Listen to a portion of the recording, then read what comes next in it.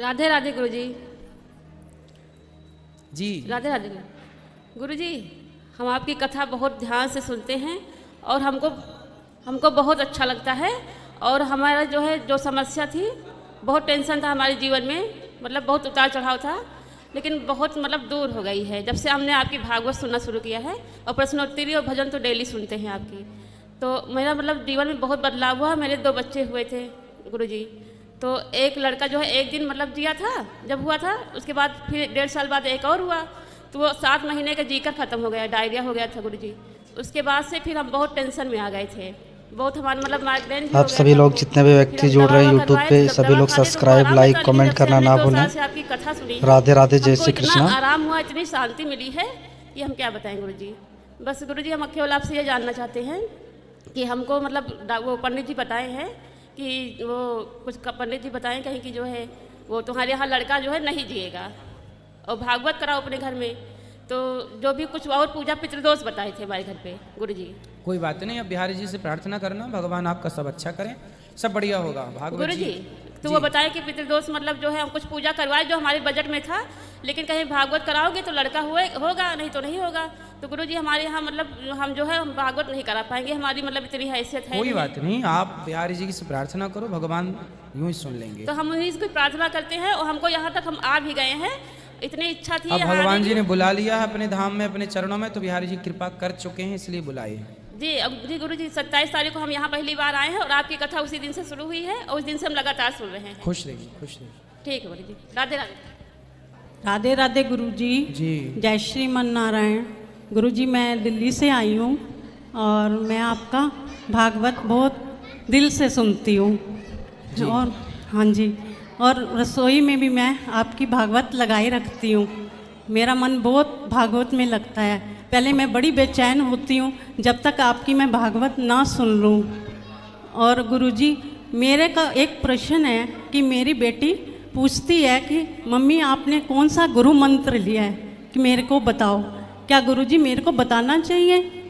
मूल मंत्र अपने पास रखना है, मूल मंत्र नहीं बताना, द्वय मंत्र बता सकते हैं। अच्छा गुरुजी। जी राधे राधे गुरुजी। आपके कोटि कोटि नमन गुरुजी। गुरुजी, हमने आपके गौशाला की वृद्ध माताओं के दर्शन किए और भोग भी खाया प्रभु जी, बहुत अच्छा लगा। प्रभु जी, मन में यही प्रश्न होता है, कई पुस्तक पढ़े हैं, आर्टिकल्स भी पढ़े हैं, उसमें सीधे लिख दिया गया है कि कलयुग का अंत हो जाएगा, उसके विख्यात रूप में नहीं लिखा है, तो आप उसको बता सकते हैं कि कैसे अंत होगा कलयुग का? कल की भगवान आएंगे और पुनः धर्म की स्थापना कर देंगे। जैसे दीपक जलते ही अंधकार समाप्त हो जाता है, उसी प्रकार जब अधर्म ही अधर्म चारों ओर होगा, उस समय कल की भगवान आकर धर्म की स्थापना कर देंगे। सबके हृदय में धर्म जाग जाएगा। जो अधर्मी थे वो भी धर्मात्मा हो जाएंगे, जो नहीं बन पाएंगे उनकी मृत्यु हो जाएगी। गुरुजी, तो अभी जैसे विज्ञान बहुत बढ़ रहा है, लोग बंदूक से लड़ते हैं, बॉम्ब से लड़ते हैं, तो उसमें तो लिखा है कि वो घोड़े पे सवार होके हाथ में तलवार लेके आएंगे, तो वो युद्ध कैसे लड़ेंगे? उसी से लड़ेंगे या जैसे बंदूक वगैरह होती है उससे? बेटा, समय बदलता है, हर समय ये साइंस का, ये नेट का युग नहीं रहेगा। ठीक है, अभी है, 100 साल बाद भी रहेगा, 1000 साल तक रहेगा। परिवर्तन, समय परिवर्तनशील है।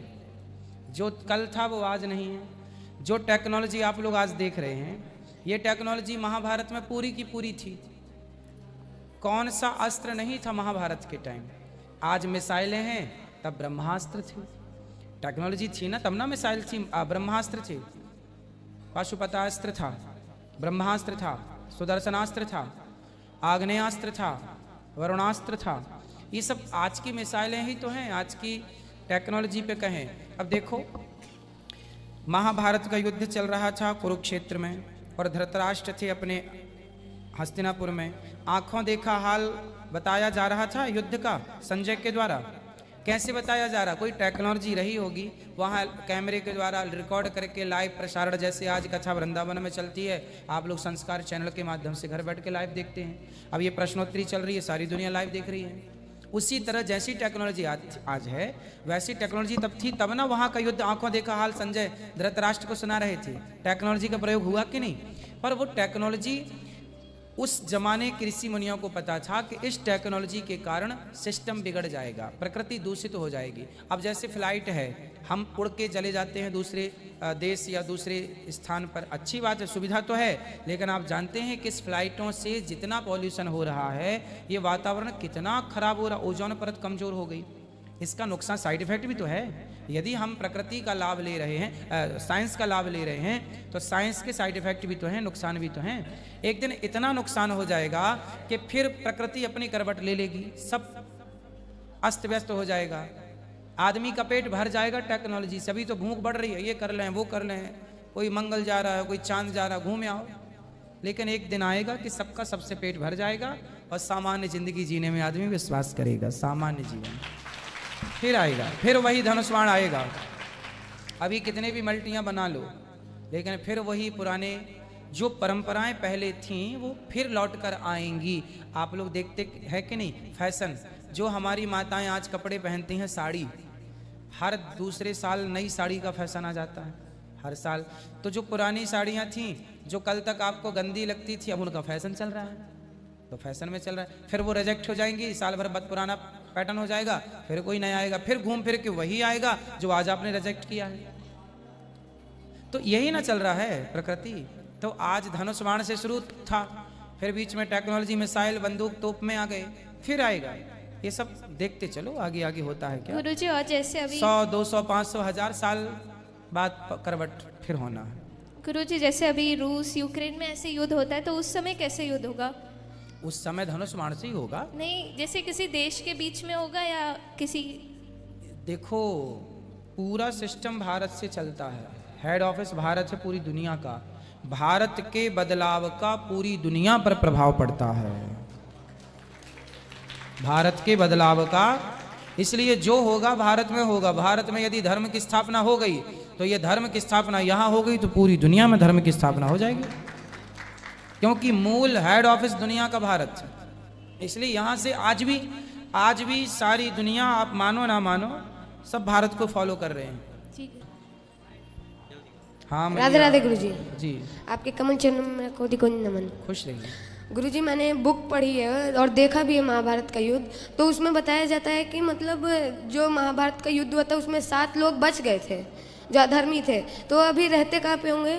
अधर्मी थे नहीं बेटा, 7 लोग अमर हैं, बच गए थे 7 लोग, ऐसा नहीं है, 7 लोग अमर हैं। 8वें मार्कंडेय जी, कौन कौन अमर हैं गिनो, उसमें से सब पापी नहीं हैं, अलग अलग सब्जेक्ट से अमर हैं लोग। अश्वत्थामा बलिर्व्यासो हनुमानश्च विभीषण कृपः परशुरामश्च। अश्वत्थामा बलि राजा बलि, व्यास जी, हनुमान जी, विभीषण जी, कृपाचार्य जी और परशुराम जी और 8वें मार्कंडेय जी, ये अमर हैं। तो ये अमर हैं। अब ये आप पूछ रहे हैं कहाँ रहते हैं, तो हनुमान जी कहाँ रहते हैं, कहाँ नहीं रहते? हनुमान जी सब जगह हैं। विभीषण जी लंका में रहते हैं, अपने पाताल में, राजा बलि पाताल के राजा पाताल में रहते हैं। अश्वत्थामा नर्मदा के किनारे रहते हैं। महेंद्राचल पर्वत पर परशुराम जी रहते हैं। सबके अलग अलग स्थान हैं। गुरुजी, तो फिर जो अर्जुन लोग बचे थे 5 पांडव उसमें युद्ध में, गुरुजी तो फिर अपना कार्यकाल निभा के राजा बन के फिर वो कहाँ चले गए? स्वर्गारोहण के लिए निकल गए थे 5 पांडव, स्वर्गारोहण के लिए। 7 शरीर स्वर्ग चले गए थे धर्मराज युधिष्ठिर, बाकी 4 भाइयों का शरीर बर्फ में गल गया था। गुरुजी धन्यवाद। मेरे को गुरु माता से मिलना है गुरुजी। मिल लीजिएगा। धन्यवाद।